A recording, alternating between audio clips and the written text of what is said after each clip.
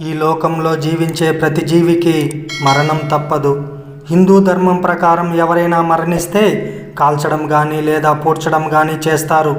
ఇలా దాన సంస్కారాలు చేసిన తర్వాత ఆ మృతుని ఆత్మ ఎలాంటి పరిస్థితులను ఎదుర్కొంటుందో, మరణించిన తర్వాత ఎలాంటి స్థితిని పొందుతుందో ఈరోజు ఈ వీడియోలో తెలుసుకుందాం. గరుడ పురాణం ప్రకారం మానవునికి మరణ సమయం ఆసన్నమైనప్పుడు మృత్యు స్వరూపమైన కాలం ఒక సర్పం ఇంటి వాకిట్లోకి చేరినట్లు కనిపించరాని రీతిలో దేహానికి సన్నిహితమవుతుంది. పాపులు బ్రతికినంత కాలం ఇహలోకంలో దుఃఖాన్ని, మరణించాక యమలోకంలో యమ బాధల్ని అనుభవిస్తారు. బాల్యం, యవ్వనం, నదిమి వయసు గడిచేంత వరకు తాను చేసిన పూర్వపుణ్యం ఏదైనా ఉంటే వాటి వల్ల సత్ఫలితాలు కలిగినా, ఇక వృద్ధాప్యంలో ఇంతకు ముందు ఏవైనా పాపాలు చేసినా వాటి ఫలితంగా వ్యాధులచే పీడింపబడతారు. ఆ సమయంలో కూడా ఇంకా జీవించాలన్న కోరిక ఇంకా ఉన్న బలీయమైన కాలం ప్రభావం చేత ఒకానొక సమయాన మరణం తప్పదు.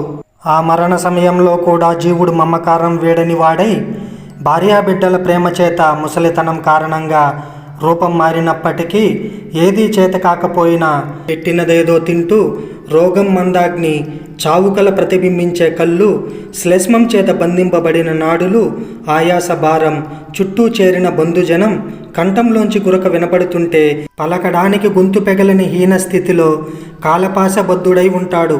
ఇక చిట్ట చివరకు తన చుట్టూ చేరిన బంధుజనాన్ని అందరినీ వదిలి అందరూ శోకిస్తూ ఉండగా ఆ జీవుడు మరణిస్తాడు. అదే సమయంలో యమలోకం నుంచి దిగంబరులు, కాకుల్లా నల్లనైన వారు, వంకర మూతులు కలవారు, కోపించిన కళ్ళు ఉన్నవారు, గోళ్ళనే ఆయుధంగా కలిగిన భయంకరమైన యమభటులు దండపాసులై రాగా వారిని చూసిన జీవునికి మూత్రపూరిషాలు యత్నంగానే విసర్జింపబడతాయి. వెంటనే ఆ జీవుడు తన స్థూల శరీరాన్ని విడిచి బొటన వ్రేలు ప్రమాణం కలిగిన అంగుష్ట రూపంలోకి మారిపోతాడు. తన ఇంటిని చూస్తూనే ఎంతో దుఃఖిస్తూ యమభటులచే పట్టుకోబడతాడు. తప్పు చేసిన వాళ్ళని రాజభటులు దండించినట్లు ఆ జీవుని యాతన శరీరానికి మెడలో పాశాలు వేసి యమభటులు ఆ జీవుణ్ణి చాలా దూరం తీసుకుపోతారు. అలా వెళుతున్న దారిలో ఆ జీవునికి చీటికి మాటికి నరక వృత్తాంతాలు చెప్తారు.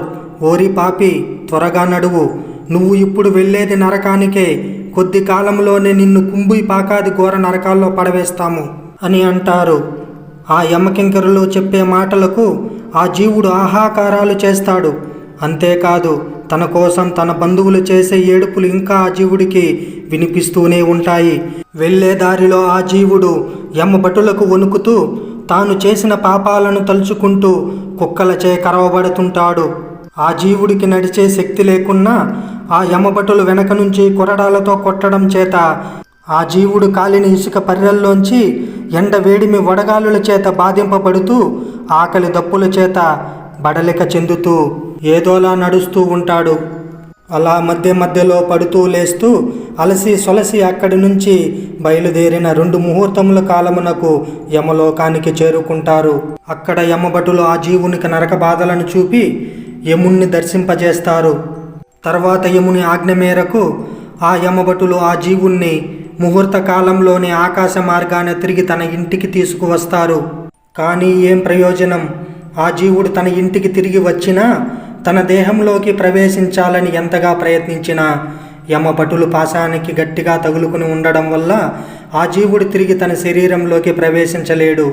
తన భార్య, బిడ్డలు, బంధువులు గుండెలు బాదుకుని రోధిస్తూ ఉంటే ఏమీ చేయలేని నిస్సహాయ స్థితిలో ఉండి అత్యంత దుఃఖాన్ని అనుభవిస్తాడు. తాను ఎంతగానో ప్రేమించి పోషించుకున్న ఆ దేహం తన కళ్ళ ముందే అగ్నిలో కాలిపోవడం చూసి వెక్కి వెక్కి రోధిస్తాడు.